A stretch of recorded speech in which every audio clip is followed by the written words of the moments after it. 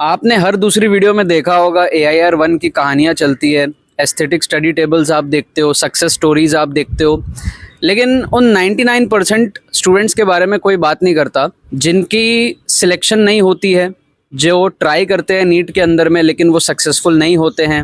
और बहुत सारे ऐसे स्टूडेंट्स होते हैं जो कई साल ट्राई करते हैं, 4 साल, 5 साल, 6 साल, 10-10 साल तक जो है स्टूडेंट्स ट्राई करते हैं। इस वीडियो में मैं आपको कुछ डार्क साइड्स बताने वाला हूं। अगर आप नीट 2027 के लिए प्रिपरेशन स्टार्ट कर रहे हो तो बहुत इंपॉर्टेंट ये वीडियो आपके लिए होने वाली है, ताकि आप चीज़ों के प्लस साइड को समझते हो तो आप चीज़ों के नेगेटिव साइड को भी समझो, और उसके अकॉर्डिंग आपको पता होना चाहिए कि क्या चीज़ें रिक्वायर्ड होती है इस जर्नी के अंदर में, जिससे कि आपको बाद में जाकर के रिग्रेट ना हो, या फिर आपको कहीं बाद में ऐसा ना लगे कि आपने जो रास्ता चूज किया या आपको करना भी चाहिए था या नहीं करना चाहिए था, ये पहले सोच लेते तो शायद अच्छा रहता, ऐसे थॉट आपके दिमाग में ना आने लग जाए। मैं इस वीडियो में ये बात नहीं करने वाला हूँ कि नीट का सिलेक्शन रेशियो कितना कम है, कितने % लोग सिलेक्ट होते हैं, ठीक है, तो उसके हिसाब से आपको नीट में आना चाहिए या नहीं आना चाहिए, नीट की प्रिपरेशन करनी चाहिए या नहीं करनी चाहिए। दुनिया में आप किसी भी जगह चले जाओ, कोई भी फील्ड में आप चले जाओ, आपका सिलेक्शन % रेशियो कम ही होता है, ठीक है। चाहे आप बिजनेस कर लो, चाहे आप इंजीनियर बन जाओ,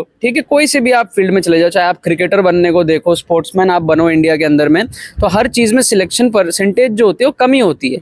तो सिलेक्शन % यहाँ पर मैटर नहीं करता है कि नीट के अंदर में क्या है नहीं है, लेकिन मैं कुछ रियल चीज़ों के बारे में बात करना चाहता हूँ जो आपको आगे फेस करने को मिलेंगे, जिसमें सबसे पहले हमारे पास में होता है प्रेशर, ठीक है।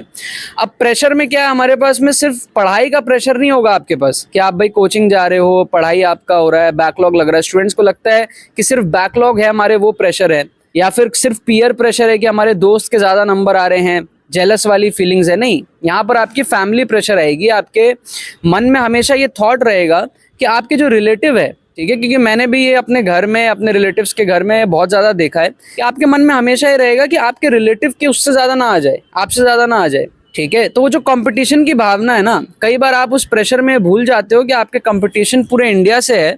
आपका क्या रह जाता है कि आपका कंपटीशन आपके उस बुआ के बेटे से है, ठीक है, या फिर मौसी के लड़के से है।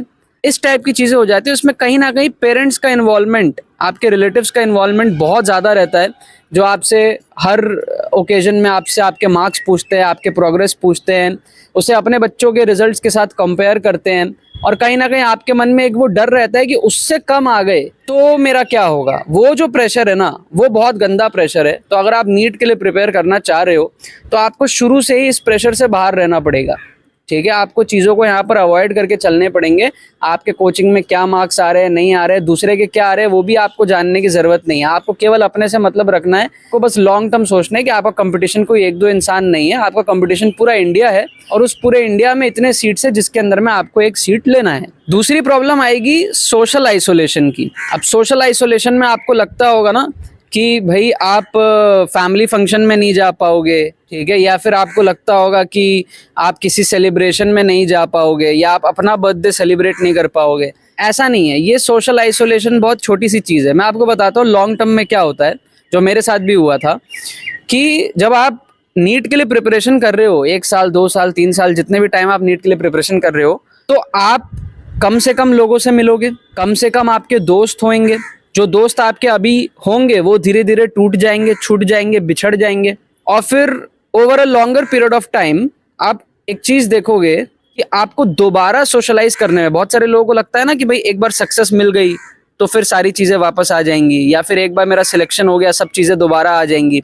बट आप देखोगे आपको सक्सेस मिल भी जाएगा ना, तो दोबारा आप सोशलाइज करने में आपको काफ़ी टाइम लग जाएगा, दोबारा आपको दोस्ती यारी करने में, दोस्त बनाने में काफ़ी टाइम लग जाएगा, क्योंकि आप उस माहौल से पूरा अलग हो चुके होंगे। फिर जब आप 1-2 साल बाद जाओगे ना लोगों के बीच में, तो आपको समझ ही नहीं आएगा कि आपको एक्ट कैसे करना है, आपको बिहेव कैसे करना है, आपको बात कैसे करना है, हंसी मजाक आपको कैसे करना है। इस हद तक कि कई बार आप जैसे खुद के सेम जेंडर में तो ठीक है आप बातचीत कर सकते हो, ऑपोजिट जेंडर से तो आपको आंखें मिलाने में भी आपको जो है एक झिझक सी फील होने लग जाएगी। उस लेवल पे आपका जो है सोशल आइसोलेशन चला जाता है, क्योंकि बाकी बच्चे जो मौज मस्ती कर रहे हैं, जो उतना सीरियस नहीं है पढ़ाई में, वो ग्रो कर रहे हैं, टीनेज पीरियड से वो ग्रो कर रहे हैं, लेकिन आप क्योंकि इतना ज़्यादा पढ़ाई में घुस गए हो तो आपने हर चीज़ को काट दिया है, तो फिर दोबारा उस चीज़ पे आने में आपको बहुत ज़्यादा दिक्कत आगे फेस करने को मिल सकती है। Third most important thing is information overload, कि भाई आप देखोगे किसको फॉलो करना आपको समझ में नहीं आएगा। हमारे टाइम पे क्या होता था ना, गिने चुने क्रिएटर्स होते थे। इनफैक्ट मैं तो इस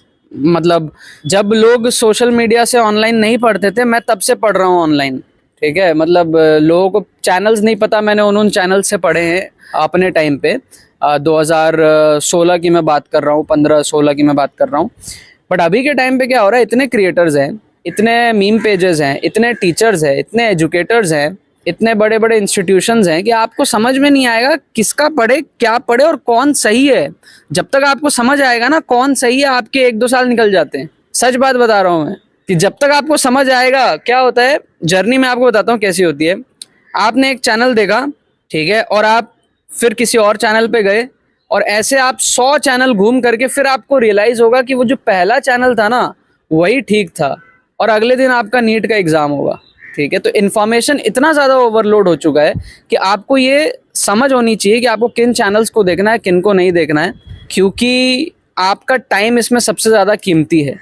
ठीक है, तो ये बहुत इंपॉर्टेंट चीज़ है कि आपको शुरू में ही जल्दी 1-2 महीने जो स्टार्टिंग के होंगे ना, उसमें आपको अच्छे से डीपली रिसर्च कर लेना है। और इस चीज़ पे आपको नहीं जाना है कि भाई इस टीचर को इतने लाखों लोग फॉलो करते तो हम इसको फॉलो करेंगे, इसको कम करते तो इसको हम फॉलो नहीं करेंगे। ऐसा नहीं है, सही चीज़ आपको खोजना है और उस चीज़ को आपको फॉलो करना है। फिर फ़र्क नहीं पड़ता वो कितने लोग फॉलो कर रहे हैं, नहीं कर रहे हैं। राइट, प्रोडक्टिविटी ट्रैप बहुत बड़ा चीज़ है। प्रोडक्टिविटी ट्रैप में क्या होता है कि मान लो आप हमेशा घंटे ही काउंट कर रहे हो, क्योंकि आपके दिमाग में हमेशा ऐसा रहता है ना कि भाई इतने घंटे पढ़ना पड़ेगा नीट के लिए, जेई के लिए। क्या 10 घंटे पढ़ने से हो जाएगा, क्या 5 घंटे पढ़ने से हो जाएगा? आप कुछ महीने बाद इस ट्रैप में फंसोगे कि लेट से आपके पास में एग्जाम में 6 महीने बचे होंगे। आप सोचोगे भाई अब से हर दिन 10 घंटे पढ़ूंगा तो हो जाएगा क्या, अब से हर दिन 15 घंटे पढ़ूंगा तो हो जाएगा क्या। हमेशा आप उस घंटे में रहोगे कि भाई 8 घंटे डेली काम करने से हो जाएगा क्या, 12 घंटे डेली पढ़ने से हो जाएगा क्या। टॉपर बनने के लिए कितने घंटे पढ़ना पड़ता है। फिर आपका वो घंटा भी क्लियर हो जाएगा ना, तो आप सोचोगे कि भाई एफिशिएंसी कितनी होनी चाहिए उस 8 घंटे में, 10 घंटे में। तो इस ट्रैप में मत फंसना, ये बहुत ही बड़ा ओवर थिंकिंग का ट्रैप है। आप जितना सोचोगे उतना आप सोचते चले जाओगे कि इतने घंटे पढ़ने से होगा क्या।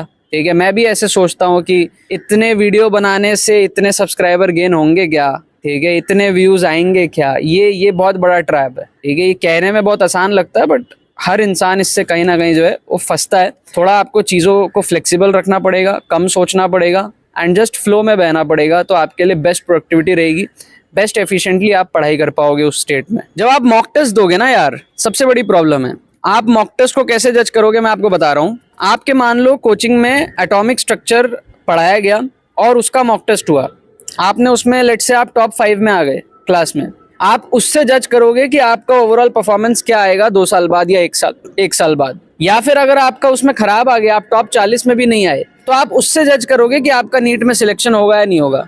क्योंकि कोचिंग में क्या होता है, इनिशियली टेस्ट होते हैं पार्ट वाइज, चैप्टर वाइज, और उससे आप जज करते हो कि आपका ओवरऑल रिजल्ट क्या आने वाला है। ये सबसे बड़ा प्रॉब्लम है। आपको ये समझना है कि नीट में जब एग्जाम होगा, रिजल्ट आएगा आपका, वो आपके ओवरऑल सिलेबस पे आने वाला है, किसी एक चैप्टर पे नहीं आने वाला है। आप किसी एक चैप्टर के मॉक टेस्ट पे और अपने रैंक पे कोचिंग में आप अपना मेंटल लेवल, अपना पोटेंशियल डिसाइड कर बैठते हो। इस चीज़ से आपको बच के रहना है।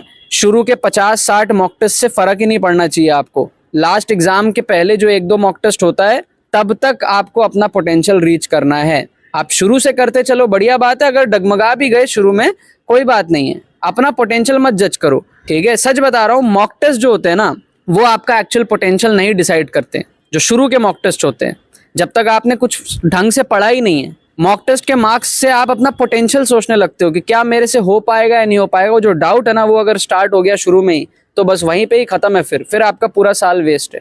फिर आती है बर्नआउट की प्रॉब्लम। काफ़ी सारे स्टूडेंट्स क्या करते हैं, सोना होना कम कर देंगे, ठीक है, रात भर जगेंगे। उनको लगता है कि भाई रात को बहुत अच्छी पढ़ाई होती है, शांति रहती है। मैंने ये गलतियाँ बहुत करी है और मुझे तब यही लगता था कि रात को मैं बहुत अच्छा पढ़ता हूँ। बट कहते हैं ना कि भाई रात शांत होती है, बट अर्ली मॉर्निंग उससे भी ज़्यादा शांत होता है। तो अगर आप अर्ली मॉर्निंग उठ करके पढ़ोगे तो आपको समझ आएगा कि अगर आप शांति ही खोज रहे थे तो अर्ली मॉर्निंग में ज़्यादा शांति है, और आपके हेल्थ के लिए भी ओवरऑल बहुत ज़्यादा अच्छा है। तो ये प्रॉब्लम आपको आने वाली है। आपकी रूटीन जो है बिगड़ेगी, और अननेसेसरीली बिगड़ेगी, क्योंकि आपको लगेगा यार 2 दिन बाद आपका मॉक टेस्ट है तो मैं रात जग के पढ़ लेता हूँ। बट वही मैंने आपको कहा मॉक टेस्ट के बारे में कि मॉक टेस्ट आपका पोटेंशियल डिसाइड नहीं करता है। That is just part of the journey. जब आपके 50-60 मॉक टेस्ट हो जाएंगे, जब आपका पूरा सिलेबस कंप्लीट हो जाएगा, तब तक आपको खुद को रेडी रखना है। फिर एक सबसे बड़ी साइकोलॉजिकल प्रॉब्लम आपके साथ में आएगी, वो आएगी कंपैरिजन गेम। जैसे मान लो मैं कंटेंट क्रिएटर हूँ, सोशल मीडिया पे हूँ, एजुकेटर हूँ, टीचर हूँ, मैं भी दूसरे क्रिएटर्स को देखता हूँ कि अच्छा इसके इतने सब्सक्राइबर हो गए, ठीक है, अच्छा ये मेरा स्टूडेंट हुआ करता था, आज इसके इतने फॉलोअर हो गए, मेरे से ज़्यादा हो गए। तो एक कंपैरिजन की भावना ना कई बार मेरे को भी आती है। कई बार मैं देखता हूँ कि मैंने किसी को मेंटोर किया हो, मेरे से आगे चला गया हो। तो आपके साथ भी ये चीज़ होगा। जब आप नीट के लिए पढ़ रहे होगे तो हमेशा आप देखो आपके क्लास में कोई टॉपर होगा, आपको लगेगा अरे वाह ये टॉपर है। आप जब देखोगे बड़े बड़े कोचिंग के सेलिब्रेशन, आप देखोगे यूट्यूब के अंदर में, है ना, आप देखोगे भाई स्टेज पे लोग बुला रहे हैं, ढोल बजा रहे हैं, उनके पेरेंट्स आ रहे हैं, उनके पेरेंट्स प्राउड फील कर रहे हैं। वो सारी चीज़ें मार्केटिंग के लिए यूज़ होती है, लेकिन आपके मन में आता है ना कि भाई मुझे भी अपने पेरेंट्स को एक दिन ऐसा प्राउड कराना है, मुझे भी अपने पेरेंट्स को एक दिन ऐसे स्टेज पे लेके जाना है और बताना है कि मेरी मम्मी ने मेरे लिए कितना सेक्रीफाइस किया, मेरे पापा ने मेरे लिए कितना सेक्रीफाइस किया, आज उन्हें भी, अपने पेरेंट्स को भी मैं ऐसी खुशी दूंगा। बट वो स्टेज पे कितनों के पेरेंट्स पहुंच पाते हैं, आप सोचो, बहुत कम। बाकी सारे सिर्फ सपने देखते रह जाते हैं। अब आता है फियर ऑफ नेगेटिव मार्किंग। काफ़ी सारे नीट एस्पिरेंट्स को ऐसा सिखाया जाता है उनके टीचर्स द्वारा, कोचिंग द्वारा, पेरेंट्स द्वारा कि जितना आता है उतना करो, जो नहीं आता उसको छोड़ दो। तो आपकी क्या होती है, ओवर द लॉन्ग पीरियड ऐसी पैटर्न बन जाती है कि आपको एग्जाम में, मॉक टेस्ट में जो आ रहा है आप वही कर रहे हो, जो नहीं आ रहा है वो आप छोड़ दे रहे हो। इससे क्या होता है, जब नीट का एग्जाम एक्चुअली आता है तो तब तक आपकी प्रिपरेशन लेट से 720 नंबर में से 500 की रहती है। तो आपकी वो आदत ही बन जाती है कि आप 500 का ही फिर अटेम्प्ट कर रहे हो और फिर आप प्रे करते हो कि मेरे 600 आ जाए, फिर आपको ड्रॉप लेना पड़ता है। और हर साल ये सिस्टम रिपीट होता है, क्योंकि देखो एक सैचुरेशन पॉइंट आ जाता है ना हर स्टूडेंट का। आप देखोगे मैक्सिमम अच्छे स्टूडेंट्स जो होते हैं वो 500, 550 इस रेंज में स्टक हो जाते हैं, जो उस बैरियर को ब्रेक नहीं कर पाते हैं। कहीं ना कहीं वो एक सैचुरेशन पॉइंट होता है। और क्योंकि आपको ऐसा सिखाया जाता है कि भाई नेगेटिव मार्किंग से बच के रहना है, तो आप उतना ही अटेम्प्ट करते हो।